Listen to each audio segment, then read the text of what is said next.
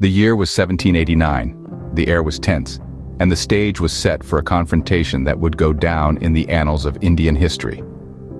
The Kingdom of Mysore, under the ambitious rule of Tipu Sultan, had its sights set on the prosperous lands of Travancore. A kingdom that, despite its size, was known for its fierce resistance and indomitable spirit. Tipu Sultan, fresh from 2 wars with the British and eager to exploit their distractions in Europe, saw an opportunity to expand his dominion. The pepper trade routes of Travancore, a valuable asset fiercely guarded by the East India Company, beckoned him. Furthermore, Tipu sought to settle old scores. Travancore's alliance with the British in previous wars had not been forgotten. At the heart of Travancore's defense was the formidable fortification of Nedumkotta, a 50-kilometer-long defensive wall. Under the watchful eye of King Dharma Raja, also known as Raman Nair, and commanded by Raja Kesavadas, the Travancore Nair army stood ready. As Tipu Sultan and his forces advanced, the small but resolute Kingdom of Travancore prepared for a battle that would test their mettle to its very core. With the dawn of December, the onslaught was launched. The walls of Nedumkotta echoed with the thunder of Mysore artillery. The siege had begun. The fertile lands of Travancore, which once breathed peace, were now a battleground. The air was tense, filled with the anticipation of an impending storm. Against the formidable forces of Mysore stood the Nair soldiers of Travancore. They were not just men in arms, but the embodiment of courage and valor. At the forefront was Raja Kesavadas, the astute and fearless commander. He wasn't just a soldier, but a beacon of hope for his people. Under his command, the Travancore Nair army was a force to be reckoned with. The initial months of the siege were grueling. The Nair soldiers, though outnumbered, fought tooth and nail. The Mysore artillery relentlessly pounded the fortifications, but the walls stood undeterred. Each day brought forth a new challenge, yet the Nair soldiers held their ground, their resistance growing stronger with every passing moment. Raja Kesavadas was the backbone of this formidable resistance. His strategic acumen and unwavering courage were a beacon of hope for his men. He led from the front, his valiant actions inspiring his troops to fight with all their might. Their loyalty to their homeland and their commander saw them through the most trying times. Every dawn brought with it the echo of Mysore's artillery, their cannons intent on breaking the spirit of the Nair soldiers. But the men of Travancore stood their ground, their resolve unbroken. The walls of Nedumkotta, though battered, did not crumble. They stood tall, a symbol of the indomitable spirit of Travancore. However, as the siege wore on, the situation took a drastic turn.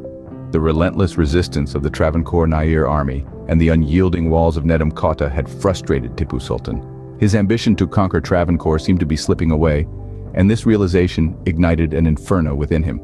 His frustration fueled his fury, tipping the scales of war. But as the walls of Nedumkotta held firm, Tipu Sultan's fury took a darker turn. The battlefield was about to witness a horrifying shift as the Sultan unleashed his wrath on the innocent. Enraged by the steadfast resistance, Tipu Sultan turned his wrath towards the innocent Nair community outside the lines. This marked a dark chapter in the siege as Tipu Sultan's forces unleashed a reign of terror on the people. Towns and villages were razed to the ground, and the once peaceful countryside was stained with the blood of countless innocents. The Sultan's troops engaged in mass murder and forcible conversions to Islam, hoping to crush the spirit of the Travancore defenders. But far from breaking their resolve, these atrocities only steeled the determination of the Nair soldiers. Their homeland was under attack, their people were suffering, and they stood firm, resolute in their duty. Their courage was a beacon of hope amidst the darkness, a testament to the indomitable spirit of Travancore. As the siege wore on, another formidable foe entered the fray, the monsoons. These torrential rains, common in this part of the world, began to wreak havoc on the Mysore supply lines. Sodden roads became impassable, slowing the movement of troops and provisions. The once mighty Mysore artillery, a source of fear and destruction, was now mired in mud and rendered ineffective. Tipu Sultan, caught between the unyielding Travancore defenders and the unrelenting monsoons, found his position untenable. His grand ambitions of conquest were slipping away, washed out by the rains and the resolve of the Nair soldiers. In May 1790, he was forced to make a decision that would mark a turning point in the siege. Faced with the relentless onslaught of the monsoons and the dogged resistance of the Travancore army, Tipu Sultan had no choice but to order a retreat. His dreams of expanding his kingdom were thwarted, his forces defeated by the brave Nair soldiers and the forces of nature. In the face of adversity, the small kingdom of Travancore had held its ground, forcing the mighty Tipu Sultan to concede defeat. This was not just a victory for Travancore, but a testament to the power of resilience and the strength of the human spirit. The siege of Nedumkotta, brief as it was, had far-reaching consequences that rippled across the Indian subcontinent. It was a moment that turned heads and commanded attention, an event that shook the very foundations of power and alliances in southern India. Following the siege, Travancore's hard-won victory was celebrated, and the kingdom's resilience became a symbol of resistance against Tipu Sultan's rule. The defense of their homeland not only preserved their freedom, but also created an echo that resonated across the region. But every echo has a cost, and for Travancore, it was their independence. In an ironic twist, Travancore's effective protection of British interests, their defiance against Tipu Sultan's forces, ended up forging an alliance with the British. This alliance, born out of a shared enemy, would eventually lead to the loss of Travancore's autonomy. The kingdom that had valiantly defended its freedom became an unwitting pawn in the grander scheme of British colonial expansion. The British, alarmed by the attack on their ally, were quick to respond. They saw an opportunity in a common enemy and swiftly assembled alliances with Travancore, the Nizam, and the Marathas. And so within months, the Third Anglo-Mysore War erupted.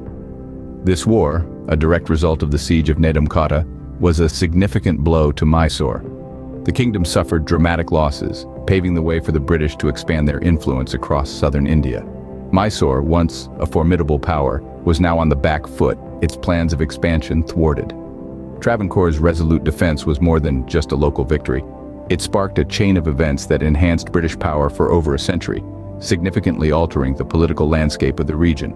Thus, the siege of Nedumkotta, a testament to Travancore's resilience, marked a watershed episode, altering the fate of the region and leaving an indelible mark on history. The echoes of that battle still reverberate today, a reminder of the courage, sacrifice, and the heavy price of freedom. Despite the tumultuous times, Travancore stood as a beacon of independence, refusing to become a pawn in the hands of the British. The rulers of Travancore, through strategic diplomacy and shrewd maneuvering, managed to maintain a semblance of independence. They recognized the danger of outright confrontation with the British and instead chose to walk a tightrope. They provided assistance to the British when necessary, but were careful to ensure that they never fully succumbed to their influence. This delicate balancing act was no easy task. It required a deep understanding of the geopolitical landscape and a willingness to make difficult decisions. The relationship between Travancore and the British was unique in the subcontinent. It was not a simple tale of colonization, but a complex dance of power, respect, and mutual interests. Travancore was not a mere protectorate, nor was it a puppet state. It was an ally, a partner, and in some ways an equal. This unique relationship allowed Travancore to maintain its cultural identity and autonomy for a significant period of time. The legacy of Travancore's independence still echoes today. The kingdom's refusal to bow down to external pressures, its relentless pursuit of self-governance, and its strategic diplomacy have left an indelible mark on the history of the region.